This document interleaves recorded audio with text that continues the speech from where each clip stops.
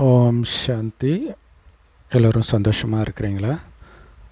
சமீபமாக ஒரு ஷார்ட்ஸில் தேசமங்கையர்கரசி அவர்கள் ஓம் நம சிவாய சிவாய நம ரெண்டுத்துக்கும் வித்தியாசம் சொல்கிறாங்க.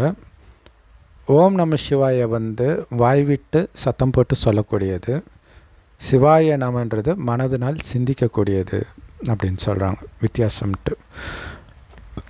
ஆனால் அதுக்கான அர்த்தம் என்ன? ஓம் நம சிவாயன்னா இல்லையா? ஓம் நம சிவாயனா சிவனே உன்னை நமஸ்கரிக்கிறேன்.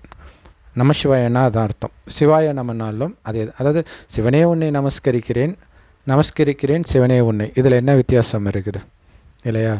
ஸோ ஓம் அப்படின்னா நான் ஆத்மாவாகிய நான் என் தந்தை சிவனை நமஸ்கரிக்கிறேன் அப்படின்னு அர்த்தம். நமோ நாராயணான நாராயணனை நமஸ்கரிக்கிறேன் அப்படின்னு அர்த்தம்.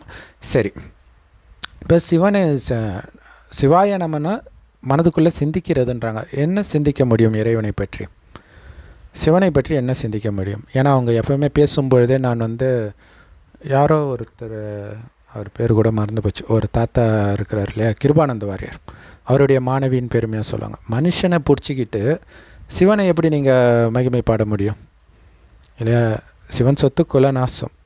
உங்களுடைய சொந்த அப்பா அம்மா கணவன் மனைவி குழந்தையே விட்டுட்டு தான் இறைவனே நினைக்க முடியும். இப்படி இருக்கும்போது அவர் முருகபக்தர், அவர் சிவபக்தர் கூட கிடையாது. அங்கே பிடிச்சிட்டு எப்படி இங்கே வர முடியும் முதல்ல?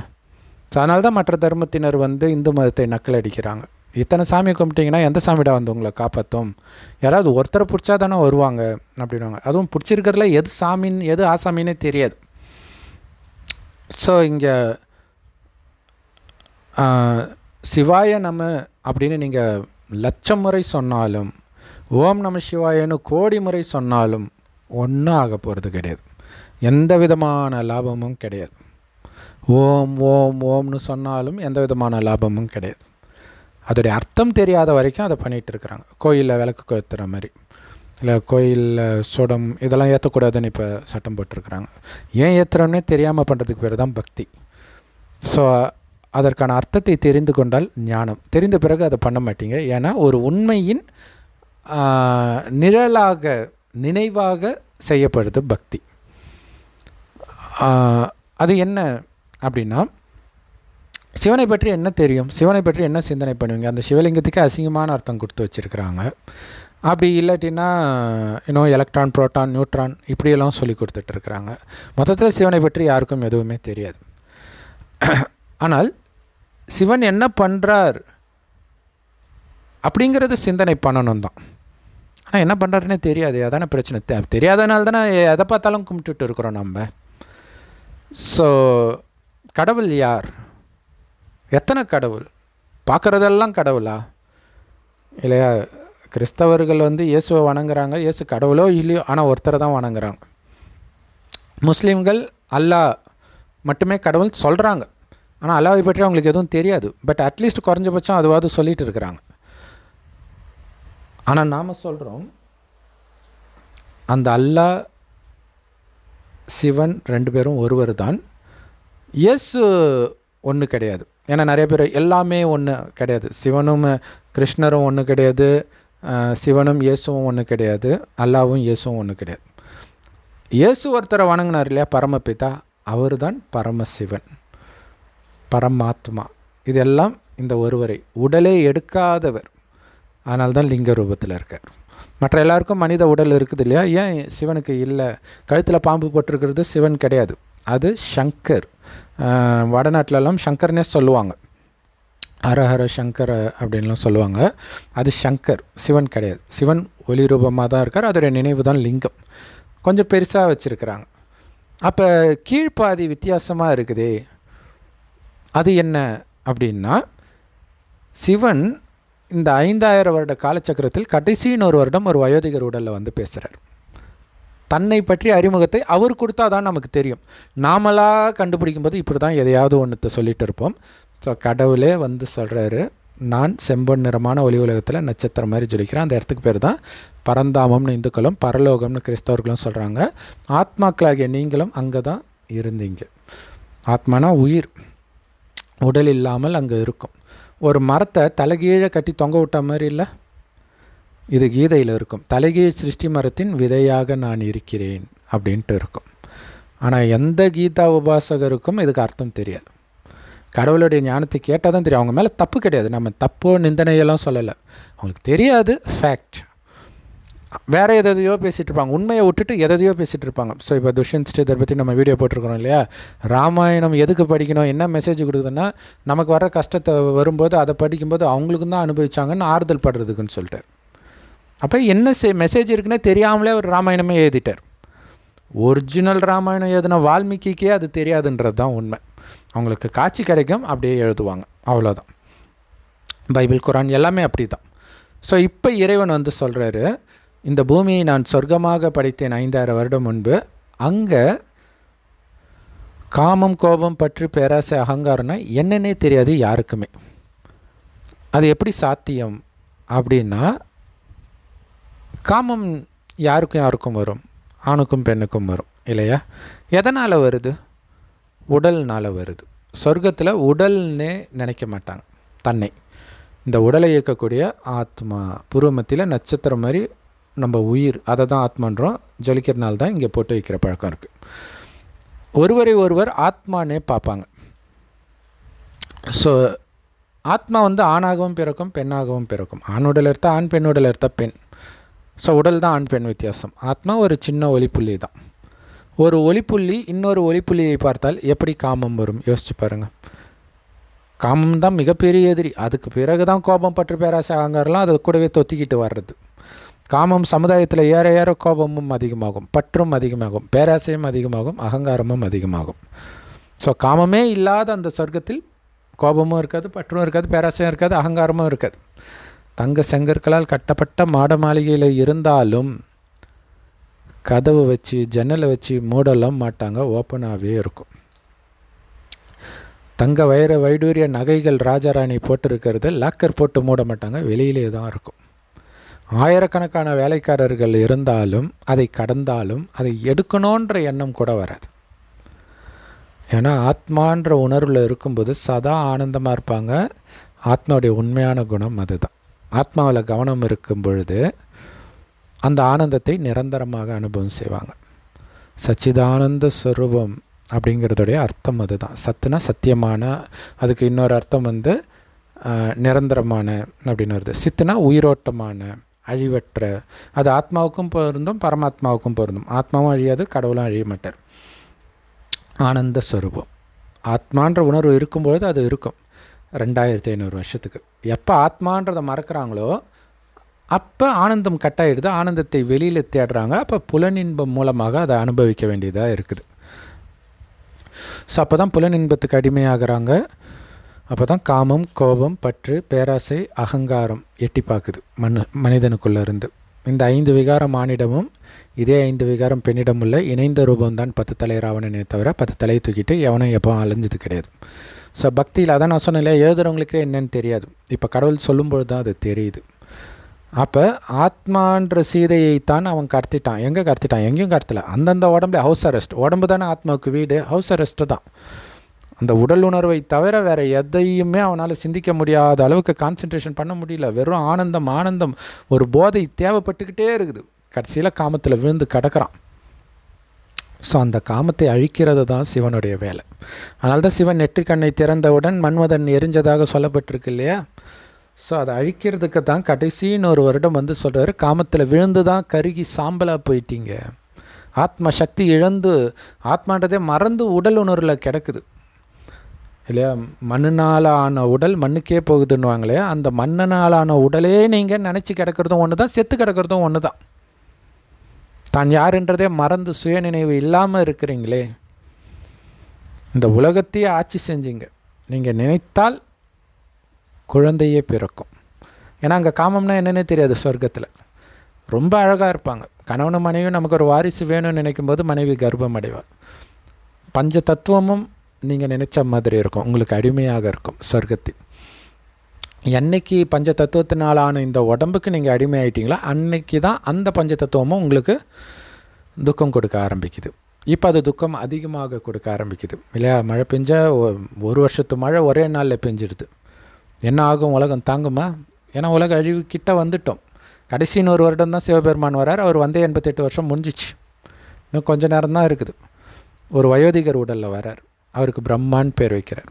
அவர் வாய் வழியாக இந்த ஞானத்தை கொடுக்கிறார். அந்த பிரம்மாவின் வாய் தான் சிவலிங்கத்துடைய கீழ்ப்பகுதி. அதுக்கு பேர் கோமுகி, பசுவின் வாயின்னு சொல்லுவோம். இது இப்போ நம்ம சொல்கிற விஷயங்கள் எதுவுமே எந்த வேதங்கள்லையும் இருக்காது. திருமந்திரம், திருவருட்பா, என்னென்னமோ இருக்குதுல்ல. உங்கள் நேரத்தை மட்டுமே விரயம் பண்ணிட்டு இருக்கிறீங்க. ஒரிஜினல் கடவுளே வந்த பிறகு மனிதன் எழுதிய வேதங்களில் தேடினா கடவுள் கிடைப்பாரா? எந்த வேதத்தின் மூலமாகவும் நான் கிடைக்க மாட்டேன். கீதையிலே இருக்குது. இந்த ஞானம் வெளிப்படுது அதில் கொஞ்சம் கொஞ்சம். ஸோ இப்போ இறைவன் கொடுக்குற ஞானம் என்னென்னா, மீண்டும் உங்களை ஆத்மானு உணரணும். ஆனால் அந்த சக்தி இல்லை. ஸோ அந்த சக்தி எப்போவுமே நிரம்பி இருப்பவர் இறைவன் மட்டுமே. ஏன்னா அவர் நம்மள மாதிரி குழந்தையாக ஒருபொழுதும் தாயின் கர்ப்பத்தில் பிறந்து தனக்கென்று சொந்த உடலை எடுத்தது கிடையாது. அப்போ ஒரு வயோதிகர் உடலை கடனாக எடுக்கிறார், ரதமாக எடுக்கிறார். அதைத்தான் நந்தி அவருடைய வாகனம் அப்படின்னு சொல்கிறோம். ஸோ எல்லாருக்கும் ஒரு வாகனத்தை கொடுத்துட்டோம். எல்லாருக்கும் வாகனம் அவங்கவுங்க உடம்பு தான். கடவுளுக்கு உடம்பு இல்லை, அதனால் இன்னொருத்தர் உடம்பு எடுக்கிறார். யார் உடம்பு எடுக்கிறார்? இந்த கலியுகத்தில் மனிதனுடைய புத்தி விலங்குகள் மாதிரி கேவலமாக போயிடுச்சு. அதனால் அவர் வர்றது ஒரு வயோதிகர் உடம்பில். அவருடைய புத்தி விலங்கு மாதிரி, அவருடைய புத்தின்னு இல்லை, எல்லாருடைய புத்தியும் ஆனதுனால ஒரு விலங்கு கொடுத்துட்டாங்க. நந்தி உடம்புல வந்தார், எருது உடம்புல வந்தார் அப்படின்ட்டு. எருதுக்காக ஞானத்தை கொடுக்க முடியும் இல்லையா? ஸோ இப்போ என்ன சொல்கிறாருன்னா, உங்களை ஆத்மானு பரமாத்மாவை நினைவு பண்ணிக்கிட்டே இருங்க. கூடவே இறைவன் கொடுக்குற ஞானம் இறைவன் நேரடியாக ரொம்ப எளிமையாக இருக்கும். அதுக்கெலாம் யாரும் விளக்கெல்லாம் சொல்ல தேவையில்லை. முரளின்ட்டு எல்லா மொழியிலும் இருக்குது. நீங்கள் யூடியூப் வெப்சைட்ஸில் பார்க்கலாம். அதோடைய லிங்க் இந்த வீடியோக்கு டிஸ்கிரிப்ஷனில் கொடுக்குறேன். நம்மளே அந்த சேனல் வச்சுருக்குறோம். பிகே சரணகுமார் தமிழ் முரளின்னு போட்டிங்கன்னா வரும். நிறைய இருக்குது, நிறைய யூடியூப் சேனல்ஸ் இருக்குது. நிறைய மொழிகளில், எல்லா மொழியிலையுமே இருக்குது. கூகுள் சர்ச் பண்ணிங்கனாலே இருக்கும். ஸோ அதுதான் இறைவனுடைய நேரடி ஞானம். இல்லைனா பிரம்மகுமாரி சென்டர் உங்கள் பக்கத்தில் இருந்துச்சுன்னா போங்க. முழுக்க முழுக்க ஃப்ரீ. ஒரு பைசா செலவு பண்ண தேவை. கடவுளுடைய நேரடி ஞானம். அதன் மூலமாக மட்டுமே நம் பாவம் அழிக்கப்பட்டு சொர்க்கத்திற்கு போவோம். பிறவா நிலைன்றது கற்பனை, அப்படி ஒன்று கிடையவே கிடையாது. கடவுளே 5000 வருஷத்துக்கு ஒரு தடவை வந்தே ஆகணும். ஏன்னா இது காலச்சக்கரம் இல்லையா? கலியுகம் முடிந்தால் சத்தியுகம் வரும்னு இந்து மதத்திலே இருக்குது. ஆனால் தெரியாத ரகசியம் என்னென்னா, ஒன்று சத்தியுகத்தில் எல்லாம் நல்லவர்கள், அது தெரியுது. கலியுகத்தில் எல்லாம் மோசமானவர்கள், அதுவும் தெரியுது, கண்ணு முன்னாடி பார்க்குறோம். ஆனால் இந்த நல்லவர்கள் எங்கேருந்து வந்தாங்க? இந்த கலியுகத்தில் இருந்தவர்களைத்தான் கடவுள் இந்த ஞானத்தை கொடுத்து, யார் ஞானத்தை எடுத்து காமம், கோபம், பற்று, பேராசை, அகங்காரத்தை முற்றிலும் வெல்கிறார்களோ அவர்கள் சொர்க்கத்திற்கு வருவாங்க. ஆனால் வரதுக்கு முன்னாடி எல்லா ஆத்மாவும் மேலே போயிட்டு தான் அதுக்குள்ளே இங்கே உலகம் ஒரு தலைகீழ மாறிடும். இவ்வளோ மோசமாக இருக்கிற உலகம் அப்படியே இயற்கை எல்லாமே ஃபஸ்ட் கிளாஸாக மாறிடும். ஸோ அப்போ கொஞ்சம் கொஞ்சமாக பிறக்க ஆரம்பிப்போம். அதுதான் சொர்க்கம். அங்கே அழிச்சிட்டு போகிறதுக்காக இறைவன் வரார். அதுக்கு நீங்கள் பண்ண வேண்டியதெல்லாம் இறைவனை நினைவு பண்ணிக்கிட்டே இருக்கணும். ஸோ இறைவனை நினைக்கணும், ஆத்மானு உணர்ந்து நினைக்கணும். அது ரொம்ப முக்கியம். பக்தியிலையும் கடவுளை நினைக்கிறோம். ஆனால் கடவுள் எப்படி இருப்பார்னு தெரியாது. பட் இருந்தாலும் உடம்புன்ற உணர்வுலே நினைப்பீங்க. ஆனால் இங்கே முக்கியமானது ஞானத்தில் நான் உடல் என்பதை மறந்து, கீதையில் இருக்குதே, தேகம் மற்றும் தேகத்தின் அனைத்து தர்மத்தையும் தியாகம் செய்து என்னிடம் சரணடை அர்ஜுனான்ட்டு இருக்கும். இந்து மதத்தின் வேதம் கீதை தான். அதை விட்டு எல்லாத்துக்கும் விளக்கம் சொல்லிகிட்டு இருக்கிறாங்க. ஏன்னா கீதை தெரியாது, யாருக்கும் புரியாது. அதுதான் பிரச்சனை. ஸோ அது இல்லாட்டினா கூட நீங்கள் ராமாயணம் மகாபாரதம் பார்த்தாலே புரியும். ஆனால் அவங்க எப்படி அந்த நல்லவங்களாக இருக்கிறாங்கன்றது கீதையில் இருக்குது ரகசியம். அந்த இறைவனை நினைப்பதினால் ராமரால் சொத்தை இழக்க முடியுது, மனைவி இழக்க முடியுது, சகோதரனை இழக்க முடியுது, குழந்தையை இழக்க முடியுது, எல்லாத்தையும் இழக்க முடியுது. இழக்க வைக்கிறதுக்கு தான் கடவுள் வரார். ஏன்னா இந்த கலியுகத்தின் எதன் மீது பற்று இருந்தாலும் மறுபடியும் இங்கேயே பிறந்துடுவீங்க. பிறவா நிலை கிடையாது. ஆனால் இங்கேருந்து தப்பிச்சு சொர்க்கத்தில் வரணும். மற்றவர்கள் மேலே இருப்பாங்க. சொர்க்கம் வரும்போது வர்றதுக்கு தகுதி அடையாதனால மேலே இருப்பாங்க. இதே பூமி மீண்டும் நரகம் ஆகும்பொழுது வருவாங்க. இதோடைய சிறப்பம்சம் என்ன தெரியுமா? இந்த 5000 வருடத்தை ஒரு கல்பனம், இதில் என்ன நடக்குதோ அதே தான் திரும்ப திரும்ப நடக்கும். ஈஸியாக புரிஞ்சுக்கன்னா, 5000 வருடம் முன்னாடி இதே நேரம் இதே வீடியோ போட்டிருந்தால் தான் நான் இப்போவும் போடுவேன். ஒவ்வொரு கல்பத்திலும் இதே வீடியோவை நான் போடுவேன். நீங்களும் எந்த நேரம் இதை பார்க்குறீங்களோ அதே நேரத்தில் தான் முந்தைய கல்பத்திலையும் பார்த்தீங்க, அதே மனநிலையில் தான் பார்த்துருப்பீங்க.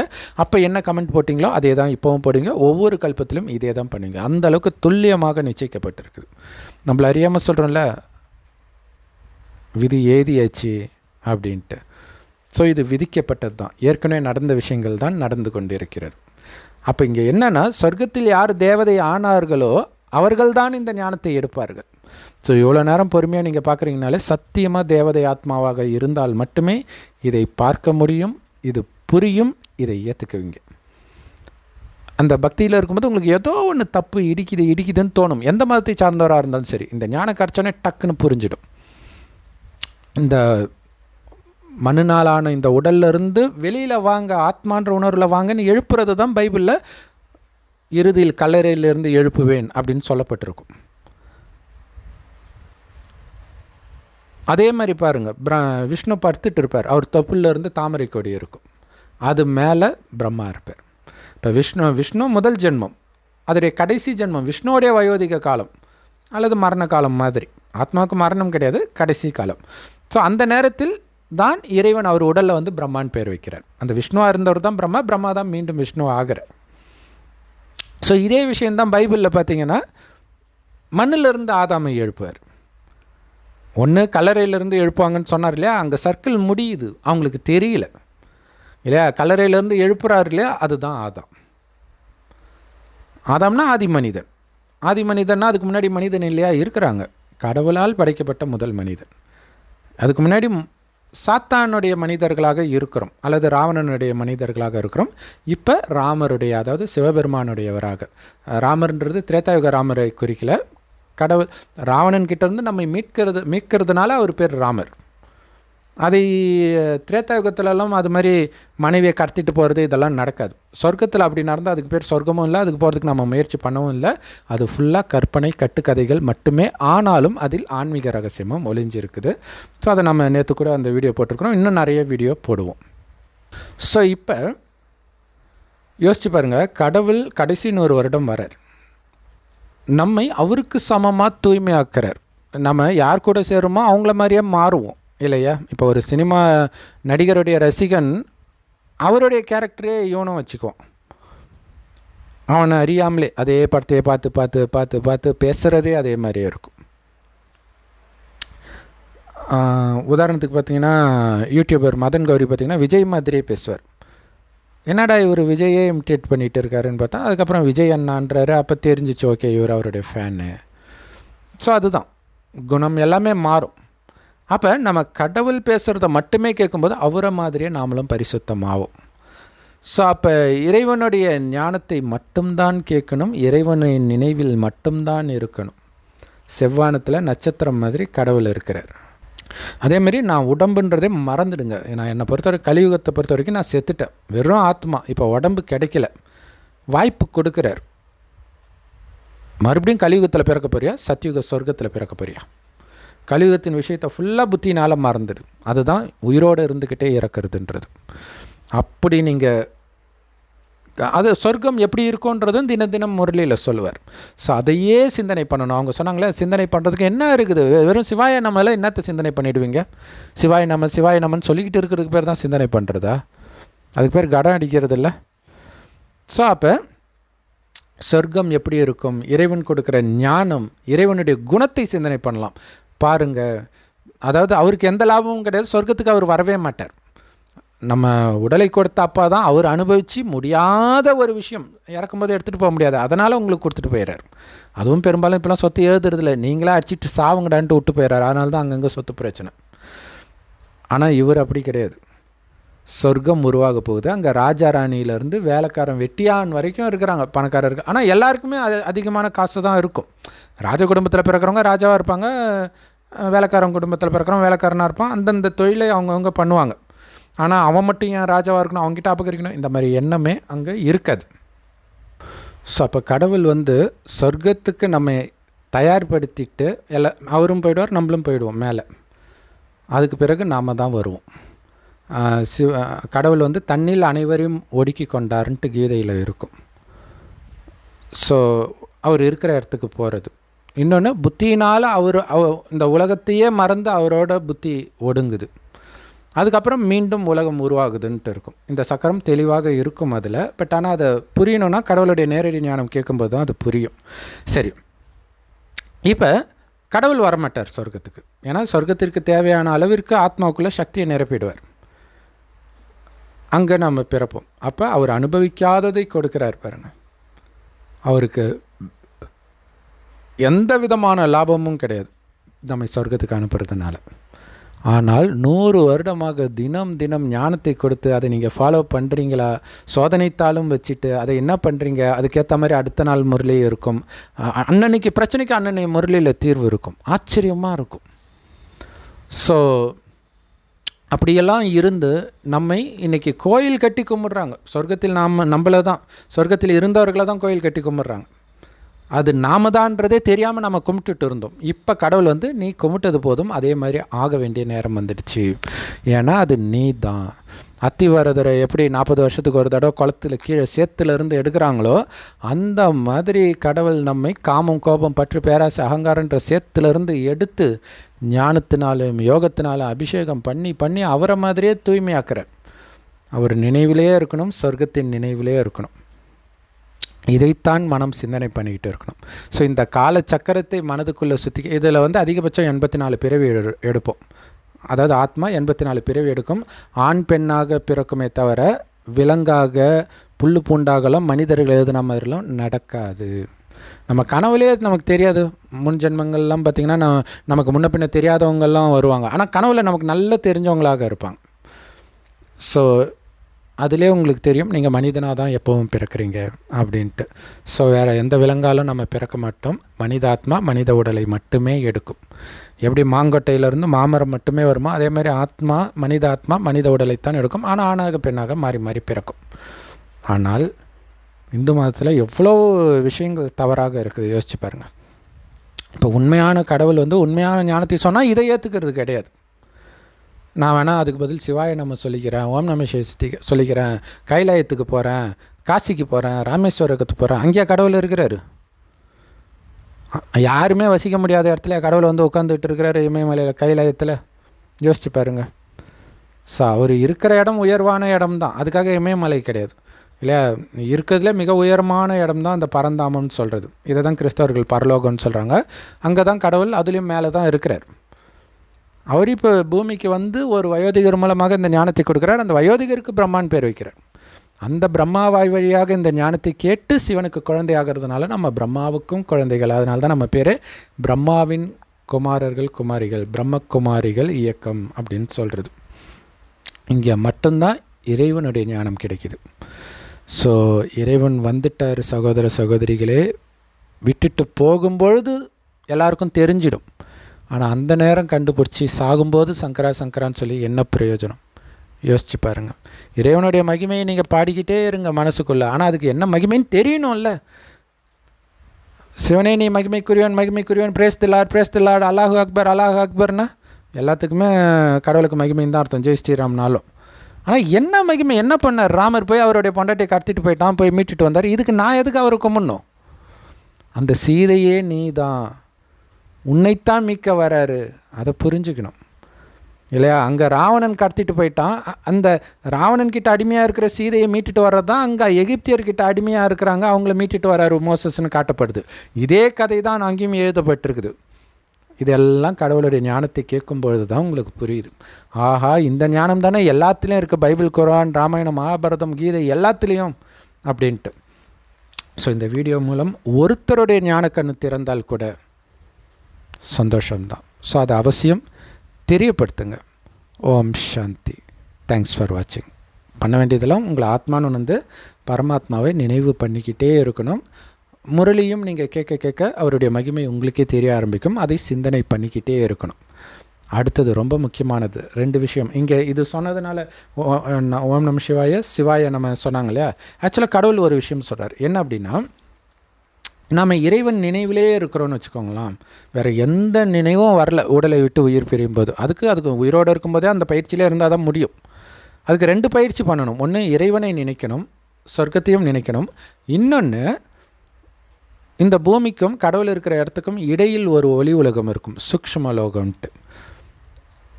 நாம் இந்த கலியுகத்தின் எந்த நினைவும் உங்கள் புத்தியில் இல்லை, எதன் மீதும் பற்று இல்லை, உங்கள் உடல் மீதும் பற்று இல்லைன்னா ஆத்மா கீழே பேயாவும் அலையாது, பிறக்கவும் செய்யாது, மேலே போயிடும். ஆனால் இறைவன் இருக்கிற இடத்துக்கு போக முடியாது. ஏன்னா அது உலகம் அழியும்போது மொத்தமாக கடவுளை அழிச்சிட்டு போவார். ஸோ அது வரைக்கும் தூய்மையான ஆத்மாக்கள் ஸ்டே பண்ணுறதுக்கான இடம் தான் இந்த சூக்ஷ்ம லோகம். அங்கே போயிட்டு நான் தப்பிச்சு வந்துட்டேன், ஆனால் என்னுடைய சகோதர ஆத்மாக்கள் மாட்டிக்கிட்டாங்களே. ஏன்னா கடவுளுக்கு எல்லோரும் குழந்தை தானே. இப்போ என்னுடைய சகோதர ஆத்மாக்களை நான் காப்பாற்றணும். எப்படி? சக்தி கொடுப்போம்.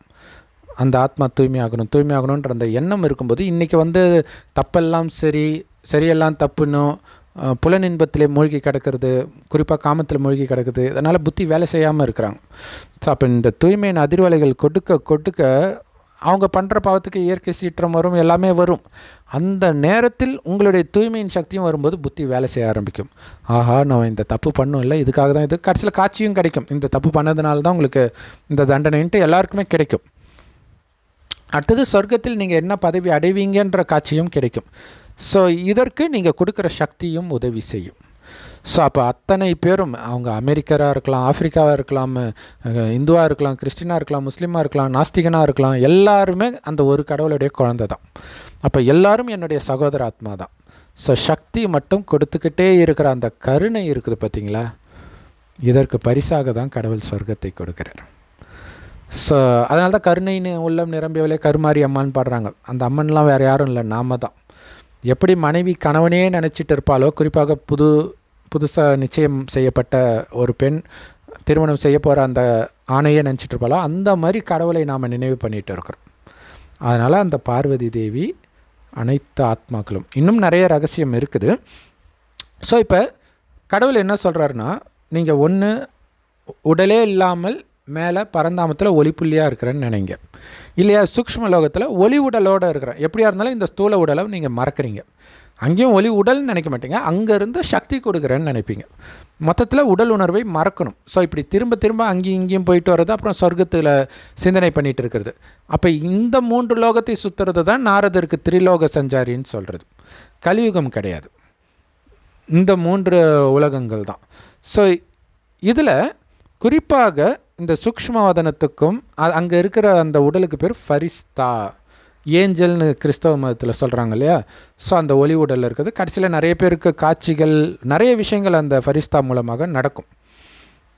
இங்கே உட்காந்துக்கிட்டு நாம் புத்தினால் இறைவனை நினச்சிட்ருப்போம்.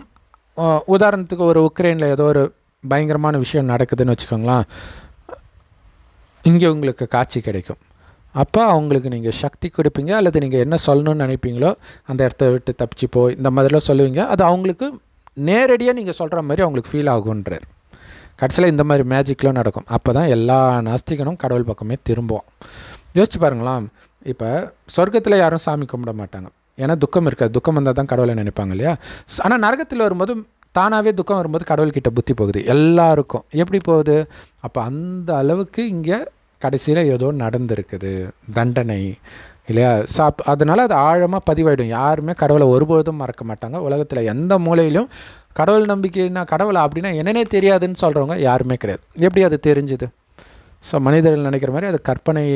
நம்ம ஸ்கூல் புக்கில் படித்த மாதிரி அப்படியே வெயில், மின்னல் இதுக்கெல்லாம் பயந்துட்டு அவனாக உருவாக்கினான். எப்படி எல்லா நாட்டில் இருக்கிறவனும் கரெக்டாக உருவாக்கினான்னா, இப்போ தான் பயங்கரமான இயற்கை சீற்றெல்லாம் வருது. ஆனால் இப்போ தானே கடவுள் நம்பிக்கை இல்லாமல் இருக்கிறான். அது உண்மையாக இருந்தால் இப்போ தான் பயங்கரமாக கடவுள் நம்பிக்கை இருக்கணும். எங்கே இருக்குது? ஸோ எல்லாத்தையும் இழந்த பிறகு வரும். அவங்க சொன்ன அந்த ஆதிவாசி வாழ்க்கை ஆதியில் கிடையாது. ஆதியில் ஆதிநாராயணன், ஆதிலக்ஷ்மி உலகத்தை ஆண்டார்கள். தங்க யுகம் அது. இறுதியில் தான் மோசமாக இருக்கும். ஸோ அந்த இறுதி நாள் தான் ஆழிக்காலம், ஊழிக்காலம், ஆழி பேரலை வரும், அதெல்லாம் சொல்லப்பட்டிருக்கும் எல்லா மதங்களிலுமே. ஸோ அந்த நேரம் தான் இயேசுவின் 2ஆம் வருகை, கல்கி அவதாரம் இப்படிலாம் சொல்லப்பட்டிருக்கோம். இயேசு வந்துட்டு போயிட்டார், எங்கேயும் போகலை, மறுஜன்மம் எடுத்து அவரே ஏசப்பான்னு எந்த சர்ச்சிலையாவது இருப்பார். கிருஷ்ணர் ஆரம்பத்திலே வந்த குழந்தை, அவரே இப்போ கிருஷ்ண பக்தராக தான் இருப்பார். கிருஷ்ண பக்தராக இருந்தால் தான் அப்புறம் பிரம்மாவானார் இறைவன் வந்த பிறகு. ஸோ அதனால் எல்லா ஆத்மாக்களும் இங்கே தான் இருக்கிறாங்க. வள்ளலார் நிறைய பேர் அப்படியே மேலே போயிட்டாங்களான்னு நினைக்கிறாங்களே, அப்படிலாம் யாரும் போகலை. கடவுள் வந்து கூட்டு போகாமல் அந்த இடத்தை பற்றி கூட யாருக்கும் தெரியாது. ஸோ அந்த இடத்துல இறைவன் நட்சத்திரம் மாதிரி இருக்கார். இவர் வந்து சிவன் பெரும் ஜோதி அப்படின்னார்ல, பெரிய ஜோதிலாம் கிடையாது. அப்படி தெரிஞ்சிருந்தால் தான் கண்ணுக்கு தெரியுமே.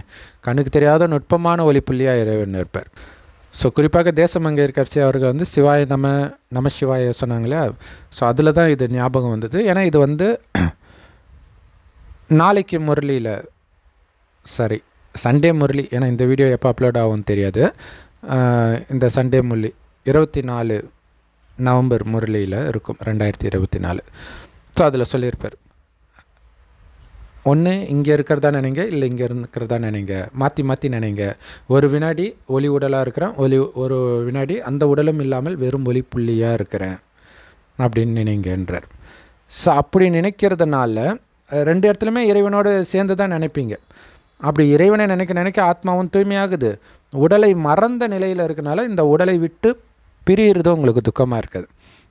ஏன்னா உண்மையிலே எப்போ அங்கே போவோம், இங்கே இருக்கிற எதுவுமே ஞாபகம் இல்லாட்டினா தான் போவோம். ஸோ அப்போ இந்த உடம்புல இருந்துக்கிட்டே அங்கே போகிற பயிற்சி இருக்க தானாகவே வெளி உலகத்து விஷயத்துலேருந்து உங்களுடைய புத்தி விலகும். இந்த மாதிரி யுக்தியை கற்றுக் கொடுக்கறதுனால தான் சிவனுக்கு மகிமை. சிவனுக்கு மகிமைனா என்ன மகிமை இல்லையா? மோசஸ் வந்து எகிப்தியர்களை அழைத்து வந்தார்களே, ஓகே, அதுக்கு எனக்கு என்ன பிரச்சனை? இத்தனைக்கும் அவங்க மறுஜன்மம் வேறு நம்பலை. மறுஜன்மம் நம்பியிருந்தால் கூட ஒரு வேளை அது நானாக இருக்கலாம்னு கூட சொல்லலாம். ஸோ அர்த்தமே தெரியாமல் அவங்க மகிமை பாடிட்டு இருக்கிறாங்க. கடவுளை விட மகிமைக்குரியவர் யாரும் இல்லை தான். ஆனால் அந்த மகிமையை அவர் சொன்னால் தான் தெரியும். ஓம் சாந்தி. தேங்க்ஸ் ஃபார் வாட்சிங்.